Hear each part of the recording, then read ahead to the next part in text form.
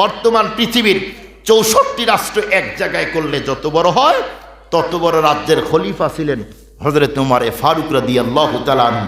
এরপরেও রাতের অন্ধকারে কোনো সিকিউরিটি গার্ড নেই, গার্ড দেওয়ার কেউ নাই, একা একা রাস্তা নিজের পিঠে আটার বস্তা দিয়ে যায়। একদম তৃণমূল পর্যায়ের এতিম অসহায় বিধবা মহিলার বাড়িতে খাবার পৌঁছিয়ে দেয়। আমাদের দেশের গুলাও দেয়, তাই না ভাই? বাড়ি বাড়ি দেয় না? কি আপনারা জীবনও পান নাই? দেয় না, দেয় না? খুব ভালো করে বুঝবেন, লম্বা আলোচনা হবে না। ব্রিটিশরা যখন ভারতবর্ষে আসে প্রায় 200 বছর শাসন করেছে। ব্রিটিশরা আসার পরে সব ধর্মের মানুষ এবং গ্রন্থের উপরে আক্রমণ করে, সব মানুষ ধাক্কা দেয়। ব্রিটিশরা তখন চিন্তা করে, কিরে যেই কাজে যায় সেখানেই বাধা, কি করা যায়?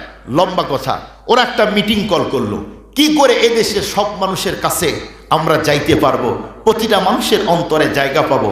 তখন একজন ব্রিটিশ বলল, দেখো আমি যদি তোমাদেরকে একটা তথ্য দেই আর আমার এই তথ্য যদি শোনো, মাত্র কয়েক বছরের ভিতরে পুরা ভারতবর্ষের সব মানুষের অন্তরে তোমরা জায়গা পাবে। ওরা বলল অবাক হয়ে, বলো কি তুমি? বলে হ্যাঁ। বলো সে কে? তখন বলল পৃথিবীর দ্বিতীয় খলিফা মুসলমানের, তার নামই হলো হযরত উমর ফারুক রাদিয়াল্লাহু তাআলা।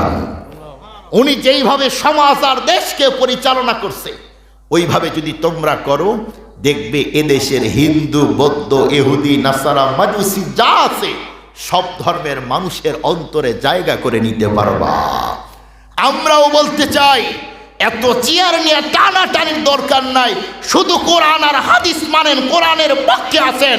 ফারুক আজম যেইভাবে সমাজ আর দেশ পরিচালনা করছে ওইভাবে করেন, এদেশের সব মানুষ আপনার চেয়ারের পক্ষে থাকবে। বিপক্ষে যায় কেন? গরিব অসহায় মানুষের পায়খানার পাট খান, খায় না, কম্বল খান, এই জন্য তো কেউ কাছে যায় না। কি ভাই, তাই না? এই জন্যই তো কেউ কাছেই যায় না।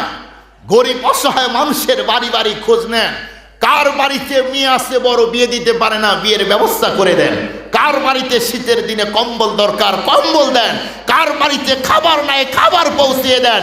এই মানুষগুলি একদিন আপনার জন্য জীবন দিতে যাবে। আপনি তা না করে উল্টাটা করবেন, তাহলে তো ভেজাল হবেই। কি ভাই, তাই না? মুসলমান ভাইরা আমার কথাগুলি দিল দিয়া বুঝবেন।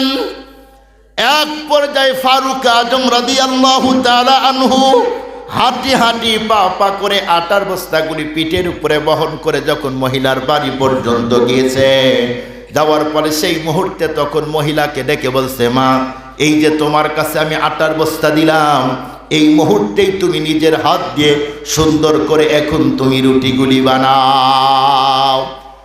যেই মুহূর্তে মহিলা নিজের হাত দিয়ে রুটিগুলি বানাইতেছে, ফারুক আজম তখন ডেকে বলছে, মাগো এখন যদি অনুমতি দাও তাহলে নিজের হাত দিয়ে রুটি ভাজার কাজগুলি করতে চাই। ফারুক আজমকে বন্ধুরা আমার যখন অনুমতি দেওয়া হলো, ফারুক আজম সেই মুহূর্তে বন্ধুরা আমার নিজের হাত দিয়ে মহিলার সাথে সেই মুহূর্তে বন্ধুরা আমার রুটি ভাজার কাজে নিয়োজিত হয়ে যায়। অনেকগুলি রুটি ভাজা যখন হয়ে গেল, ফারুক আজম ডেকে বলছে, মা এই মুহূর্তে তুমি আমারে অনুমতি দাও, নিজের হাত দিয়ে তোমার সন্তানের ক্ষুধার্ত সন্তানের মুখের ভিতরে খাবারগুলি দিতে চাই। এক পর্যায়ে বন্ধুরা আমার যখন ফারুক আজম অনুমতি পাইল, নিজের হাত দিয়ে বন্ধুরা আমার ক্ষুধার্ত বাচ্চাদের, এতিম বাচ্চার মুখের ভিতরে যেই মুহূর্তে বন্ধুরা আমার খাবারগুলি দেয়, ক্ষুধার্ত বাচ্চাগুলি বন্ধুরা আমার অন্তিম মুহূর্ত গুনতেছিল। ওদের মুখের ভিতরে খাবারগুলি দেওয়ার পরে অল্প টাইমের ভিতরেই তাদের শরীরের ভিতরে শক্তি এসে যায়।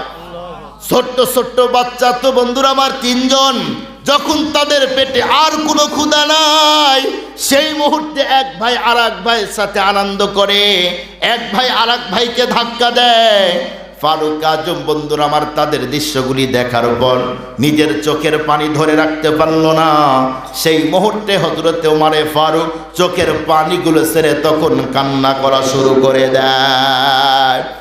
মহিলা তখন এসে বলল, বাবা রাতের অন্ধকারে কেউ নাই, তামাম দুনিয়া স্তব্ধ বিরাজমান, তুমি আমার কাছে আটার বস্তা দিলে, আবার খাবার তৈরি করলে, আবার বাচ্চাদের খাবার দিলা, আর তুমি এভাবে কান্না করো কেন?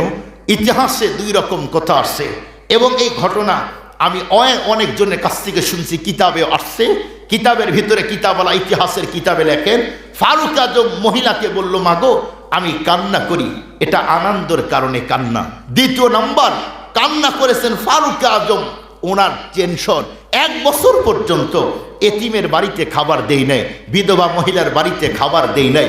এর জন্য বাচ্চাগুলি যদি মরে যাইতো, কিয়ামতের দিন যদি আমাকে জিজ্ঞেস করতো, ওমর তুমি ছিলে খলিফা, তোমাকে আমি চেয়ার দিয়েছিলাম, কিন্তু তোমার রাজ্যে এতিম সন্তান ক্ষুধার কারণে মরে গেছে, ক্ষুধার কারণে মারা যাওয়ার কারণে এর জবাব দিয়ে যাও, এই ভয়ে উমারে ফারুক কান্না করতেছিল। কিন্তু দুঃখের সাথে বলতে হয়, উমারে ফারুক উনি কে, যার ব্যাপারে আল্লাহর নবী বলেন আবু বকর ফিল জান্নাহ, ওমর ফিল জান্নাহ। ফারুক আজমের ব্যাপারে আল্লাহর নবী নিজের জবানে বলে গেছেন যে ওমর রাদিয়াল্লাহু তাআলা আনহু আল্লাহ ওনার জান্নাত দিয়েছে, সার্টিফিকেট দিয়েছে।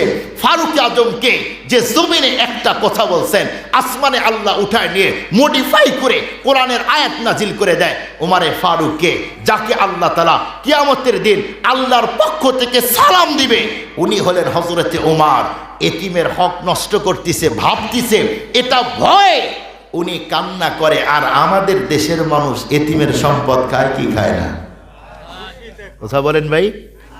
এতিমের সম্পদ দরিদ্র অসহায় লোক, যাদের কেউ নাই, মামা খালু নাই। মামা খালু বুঝেন কি আপনারা? মামা নাই, খালু নাই, চেয়ারে কোনো লোক নাই, নেত্রী নাই, এই সমস্ত লোকের জায়গা সম্পদ জোর করে এ সমাজের মানুষ এখন দখল করে খায়।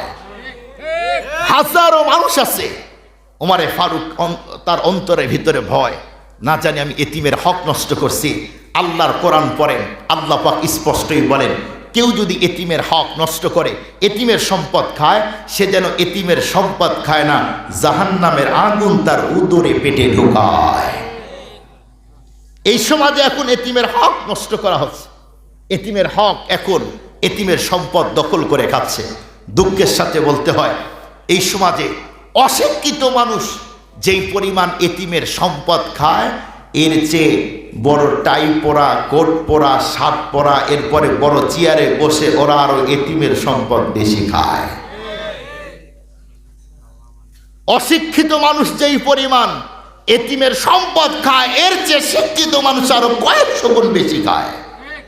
বলবেন হুজুর কি বলেন? হ্যাঁ, প্রমাণ নেন, প্রমাণ নেন। আপনারা বলেন, এদেশের সরকার এতিম, অসহায়, পঙ্গু, যার হাত নাই, পা নাই, কারো দুইটাই নেই, কারো ঘর নাই, বাড়ি নেই, এই জাতীয় লোক আছে না নাই? আছে। এদের জন্য সরকার কিছু বাজেট করে যে এই টাকা এতিমদের জন্য, এটা গরিবদের জন্য। দেখবেন যখন এই টাকা উঠাইতে যায়, কিছু ভদ্রলোক খুব ভাবে বসে থাকে, এই টাকা উঠাইতে গেলে কলমের খোসায় অর্ধেক ওরা গায়েব করে দেয়। দেয় না? দেয় না? বলে এই টাকা উঠাইতে এই লাগে, সেই লাগে। আরে অতিরিক্ত হস্ত কিচ্ছু নাই, ও তো এতিম, অসহায়, ঘর নাই, বাড়ি নাই, সরকার দয়া করে তাদেরকে দিল, আর তুমি কলমের খোসায় গায়েব করে দাও। এরাই নাকি এদেশের আদর্শ সন্তান। আমরা বলতে চাই, এরাই যদি এদেশের আদর্শ সন্তান হয়, তাহলে এদেশের চিটার, বাটপাড়া, ডাকাত আর ডুপ্লিকেট কারা?